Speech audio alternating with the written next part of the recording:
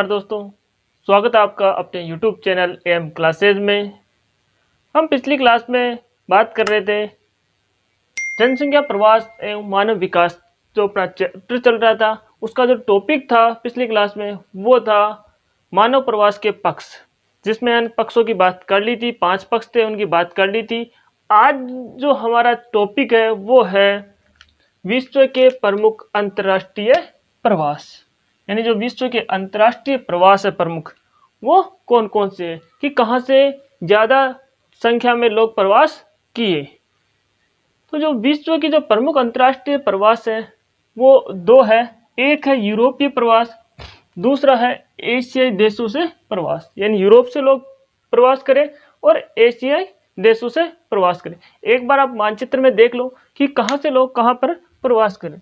तो मानचित्र में हम देख सकते हैं कि देखो, ये यूरोप जो महाद्वीप है इसके पश्चिमी जो देश है वो अमेरिका की तरफ यानी उत्तरी अमेरिका की तरफ प्रवास करें, जिसके अंदर जो इनके समुद्री तट थे, यानी यूरोप का जो पश्चिम भाग का जो समुद्री तट है वहाँ के जो देश इंग्लैंड, फ्रांस, जर्मनी, पुर्तगाल, स्पेन, नीदरलैंड, ये सभी देश, तो यहाँ से क्या करें, समुद्री मार्ग होकर अफ्रीका में चले गए, एशिया, अमेरिका, यहाँ इन देशों में जाकर ये प्रवासित हो गए। तो यहाँ से ये लोग इधर यूरोप से ऑस्ट्रेलिया की तरफ भी प्रवासित हुए, दक्षिणी अमेरिका में भी प्रवासित हुए और यूएसए यानी उत्तरी अमेरिका में इधर भी ये प्रवासित हुए। और एशिया की हम बात करें तो एशिया में ये चाइना की तरफ से और जापान की तरफ से लोग जापान की तरफ से यहाँ अमेरिका की तरफ गए, यानी जापान से मध्य हवाई द्वीप की तरफ गए, यूएसए गए, Canada, Brazil, Australia, Manchuria, Korea, Malaysia आदि देशों में ये वहाँ पर प्रवासित हुए। और चाइना की हम बात करें तो चाइना से भी ये लोग कुछ प्रवासित हुए, जहाँ से Manchuria, Korea, Myanmar, Thailand, Indonesia, Vietnam, Philippines आदि जहाँ पर कम जनसंख्या थी वहाँ जाकर ये प्रवासित हो गए। तो अब हम देखते हैं इसमें यूरोपीय प्रवास। यूरोपीय प्रवास जो लोग यूरोप से प्रवास करे उनके क्या कारण थे जो वहाँ से उनको जाना पड़ा। तो ये जो इनके कारण हैं, तो यहाँ एक तो संसाधनों की कमी। संसाधनों की कमी क्या? क्योंकि यहाँ का जो क्षेत्रफल है कम था और यहाँ की जो जनसंख्या है वो अधिक हो गई। तो जनसंख्या की तुलना में वहाँ के जो संसाधन है वो कम हो गए, यानी संसाधनों पर दबाव हो गया। तो संसाधनों की एक तो कमी हो गई। फिर जो इनका जीवन स्तर था उसमें गिरावट आने लगी। गिरावट स्वाभाविक है कि अगर जनसंख्या में वृद्धि होगी तो रोजगार के अवसर कम होंगे, अवसर कम होंगे तो जीवन स्तर में भी गिरावट आएगी। तो ये इनके 2 मुख्य कारण थे जिनसे यूरोपीय प्रवास किए। अब ये 2 क्षेत्रों में जाके इन्होंने प्रवास किया। 2 क्षेत्र हैं, एक तो उष्ण कटिबंधीय क्षेत्र, दूसरा है शीतोष्ण कटिबंधीय क्षेत्र। यहाँ पर इन्होंने प्रवास किया। तो उष्ण कटिबंधीय जो क्षेत्र है वो है उत्तरी अमेरिका एवं दक्षिणी अमेरिका के समुद्री तटीय क्षेत्रों में। तो यहाँ पर उन्होंने प्रवास किया। और दूसरी हम बात करें जो उष्ण कटिबंधीय क्षेत्र एशिया महाद्वीप के दक्षिणी पूर्वी भाग में स्थित जो देश है, यानी एशिया महाद्वीप का जो दक्षिण पूर्वी भाग है वहाँ उन देशों में जाकर वहाँ पर ये प्रवासित हुए, जहाँ पर इन्होंने खेती की, जहाँ कपास, गन्ना, गरम मसाले, तंबाकू, कहवा, चाय, चावल आदि व्यापारिक फसलों का इन्होंने उत्पादन किया। और यहाँ पर काम करने के लिए ये अन्य देशों से बंधुआ मजदूर रखते थे, क्योंकि जो यूरोपीय कंट्रीज है ये विश्व के अंदर अनेक देशों को उपनिवेश बना रखे थे, तो वहाँ से ये लोगों को काम करने के लिए लाते थे और बंधुआ मजदूर ये रखते थे। फिर हम बात करें इसमें शीतोष्ण कटिबंधीय क्षेत्र। शीतोष्ण कटिबंधीय क्षेत्रों में इनको रहने में कोई ज़्यादा दिक्कत नहीं है, क्योंकि इनका जो क्षेत्र है ये भी शीतोष्ण कटिबंधीय क्षेत्र है। तो इनके लायक की जो यहाँ की जलवायु थी वो इनको मिल गई, तो यहाँ पर ये आसानी से रहने लगे। जैसे उत्तरी अमेरिका के संयुक्त राज्य, कनाडा, दक्षिणी अफ्रीका, ऑस्ट्रेलिया और न्यूजीलैंड, यहाँ पर आकर ये प्रवासित हुए। तो ये यूरोपीय प्रवास था जो यहाँ पर आके ये प्रवासित हुए। अब हम बात करते हैं एशियाई देशों में प्रवास कि जो एशियाई देश है इनसे लोग बाहर गए। तो इनके जो मुख्य कारण हैं ये हम कह सकते हैं कि ये जो भूगोलवेत्ता थे इन्होंने ये कहा कि जो मनुष्य प्रजाति है इसकी जो उत्पत्ति है वो मध्य एशिया से मानी जाती है। तो यहाँ पर पुरानी प्रजातियां थी, तो हम कह सकते हैं यहाँ जलवायु की दशाओं में परिवर्तन, यहाँ की जो जलवायु है उनकी दशाओं में परिवर्तन हुआ। फिर दूसरी बात, जो नवीन प्रजाति ने प्राचीन प्रजाति को बाहर की ओर खदेड़ना स्टार्ट कर दिया, क्योंकि यहाँ पर हमने बात की कि जो मध्य एशिया में है मानव की उत्पत्ति हुई, तो मानव की उत्पत्ति हुई तो वहां पर प्राचीन प्रजाति हुई, तो जो नवीन प्रजाति है वो प्राचीन प्रजाति को बाहर की ओर खदेड़ना स्टार्ट कर दिया और ये लोग वहां से प्रवासित होने लगे। 18वीं जो सदी थी, 18वीं शताब्दी के बाद जनसंख्या के दबाव के कारण, यानी 18वीं जो शताब्दी वहां पर जनसंख्या अधिक हो गई, उसके दबाव के कारण चीन, भारत और जापान, ये जो 3 देश थे यहाँ पर जनसंख्या अधिक थी, ये इनके जो लोग हैं वो क्या करें, अपने पड़ोसी देशों में जाकर प्रवासित हो गए जहां पर जनसंख्या कम थी। तो चीन, भारत और जापान के जो लोग हैं वो अपने पड़ोसी देशों में जाके प्रवासित हो गए जहां पर जनसंख्या कम थी, यानी विरल जनसंख्या के जो क्षेत्र थे। फिर हम बात करें कि चीन से, जो चीन बहुसंख्यक जनसंख्या है वहां पर बहुत अधिक जनसंख्या है, विश्व में सबसे अधिक जनसंख्या यहाँ पर है चीन में। तो चीन से बहुत से लोग क्या करें, चीन के जो दक्षिणी पूर्व का जो क्षेत्र है, Manchuria, Korea, Malaysia, Thailand, Indonesia, Vietnam, Philippines, Myanmar आदि जो विरल जनसंख्या वाले देश थे वहां जाकर ये बस गए।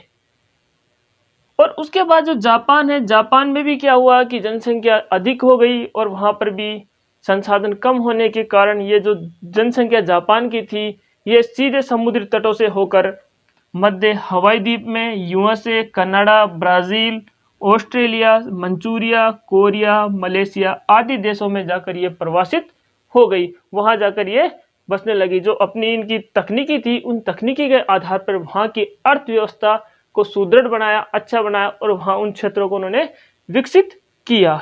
यही स्थिति यहाँ यूरोपियों में थी कि यूरोपियों के पास क्या है कि संसाधन कम थे लेकिन तकनीकी अधिक थी उनके पास, तकनीकी यानी नई जो टेक्नोलॉजी थी उनके पास थी। तो ऐसे देशों में जाकर उन्होंने अपनी तकनीक का उपयोग किया और वहां पर आसानी से वो स्थापित हो गए यानी बस गए। तो ये बात थी अपने विश्व के प्रमुख अंतर्राष्ट्रीय प्रवास की, जिसमें हमने यूरोपीय प्रवास पढ़ा और एशियाई देशों में प्रवास पढ़ा। अब हम बात करते हैं प्रवास के परिणामों में कि प्रवास के कौन कौन से परिणाम हैं। यानी हम कह सकते हैं कि जनसंख्या जहाँ से आती है, यानी लोग जहाँ से आते हैं या कहीं पर जाते हैं, तो दोनों स्थानों पर जनसंख्या का प्रभाव पड़ता है। यानी हम कह सकते हैं जहाँ से जनसंख्या आएगी, यानी लोग प्रवास करेंगे, जिस स्थान से उठ के आएंगे तो वहाँ जनसंख्या कम होगी और जहाँ पर जाएंगे वहाँ जनसंख्या अधिक होगी। और उसके साथ साथ अपनी उसका संस्कृति भी लाएंगे, तकनीकी भी लाएंगे। तो इन चीज़ों को हम देखते हैं कि प्रवास के परिणामों में हम बात करते हैं। पहला परिणाम कि जनसंख्या संतुलन बिगड़ना। कह सकते हैं इसमें कि जनसंख्या जो संतुलन है वो बिगड़ती है। किस प्रकार बिगड़ती है कि जिस स्थान से लोग आते हैं, यानी कोई स्थान है जहाँ से लोग आते हैं वहाँ तो जनसंख्या क्या हो जाएगी, कम हो जाएगी। कि वहाँ लोग कम हो जाएंगे तो जनसंख्या कम हो जाएगी और वहीं जाकर अब बस जाते हैं। जहाँ जाकर जो बसते हैं, यानी लोग कहीं जाकर बसते हैं, ये लोग जहाँ से उठ के आएंगे वहाँ तो जनसंख्या कम हो जाएगी, लेकिन जहाँ वो जाकर बसेंगे वहाँ पर जनसंख्या अधिक हो जाती है। इसी में दूसरे कारण की हम बात करें, प्रवसन के कारण संस्कृति का प्रचार प्रसार या प्रसार होना। यानी प्रवसन के मतलब कह सकते हैं हम कि जनसंख्या प्रवास करती है, यानी मनुष्य प्रवास करता है कहीं जाकर, तो उसके साथ साथ उसकी संस्कृति भी जाती है। संस्कृति कैसे कि प्रवासी लोग अपने साथ तकनीकी लेके जाते हैं, यानी उनके पास जो तकनीकी होती है वो तकनीकी लेके जाते हैं। यानी उनके पास जो टेक्नोलॉजी होती है उस टेक्नोलॉजी उनके साथ अपना उनका धर्म, परंपराएं एवं जो रीति रिवाज, भाषा आदि उनके साथ रहती है और वो जहाँ पर जाते हैं वहाँ इन चीज़ों का प्रसार करते हैं और जहाँ पहले से लोग रह रहे हैं उन पर भी इन रीति रिवाजों, इन संस्कृति का प्रभाव पड़ता है। फिर हम बात करें तीसरे कारण में, तीसरे परिणाम में, प्रवासी लोगों से संस्कृति में बदलाव। यानी जो प्रवासी लोग, वही बात है, यहाँ से वो अपनी संस्कृति को लेके जाएंगे और वहाँ जाकर ये क्या करेंगे, उनकी संस्कृति में बदलाव कर देंगे। क्योंकि हम कह सकते हैं कि ये इनकी वेशभूषा, रहन सहन, खान पान, भाषा में बदलाव, ये सब चीज़ें इनमें क्या बदलाव डाल देती है। जैसे मान लो किसी देश में प्रवास कर रहे हैं कोई लोग, वहाँ पर जनसंख्या कम है और प्रवासी लोगों की संख्या ज़्यादा है, और जो प्रवासी लोग हैं उनके जो कल्चर है, संस्कृति है, वो वहाँ पर उनको देखते हैं, तो जो अल्पसंख्यक लोग हैं वहाँ के रहने वाले, वो भी उनकी संस्कृति में ढल जाते हैं। जैसे उदाहरण से हम कह सकते हैं कि अंग्रेज़ों के आगमन से हमारी जो भारतीय संस्कृति थी वो परिवर्तित हो गई, क्योंकि हमारे जहाँ यहाँ पर पाश्चात्य संस्कृति आ गई, यानी जो हमारी संस्कृति थी वो क्या हो गई, परिवर्तित हो गई। फिर अगला इसमें परिणाम है प्रवास के कारण जनसंख्या की समस्या। यानी प्रवास के कारण जनसंख्या में कई समस्याएं, कई बाधाएं उत्पन्न हो जाती है, जिसमें जनसंख्या का दबाव, जनसंख्या यानी प्रवास करेंगे लोग तो वहाँ पर जनसंख्या का क्या दबाव हो जाएगा, यानी जनसंख्या ज़्यादा हो जाएगी। दबाव का हम कह सकते हैं कि जहाँ पर संसाधनों की कमी हो जाती है और जनसंख्या अधिक हो जाती है तो उसको बोलते हैं जनसंख्या दबाव। फिर वहाँ पर बेरोजगारी बढ़ेगी और निर्धनता भी होगी, यानी जनसंख्या दबाव होगा, बेरोजगारी बढ़ेगी, क्योंकि जनसंख्या बढ़ेगी तो बेरोजगारी बढ़ेगी, और निर्धनता यानी गरीबी भी वहाँ पर बढ़ेगी। जहाँ से लोग आते हैं, यानी जहाँ से लोग आते हैं वहाँ पर इन समस्याओं में कमी आती है, क्योंकि वहाँ से जनसंख्या कम हो जाएगी, क्योंकि वहाँ से लोग उठ के आ गए तो वहाँ जनसंख्या कम हो जाएगी, कम होने के कारण वहाँ समस्याएं कम हो जाती है, और जहाँ पर ये जाते हैं वहाँ समस्याएं बढ़ जाती है। फिर इसी में अंतिम जो परिणाम है वो है प्रवासी लोगों से आर्थिक स्तर उच्च।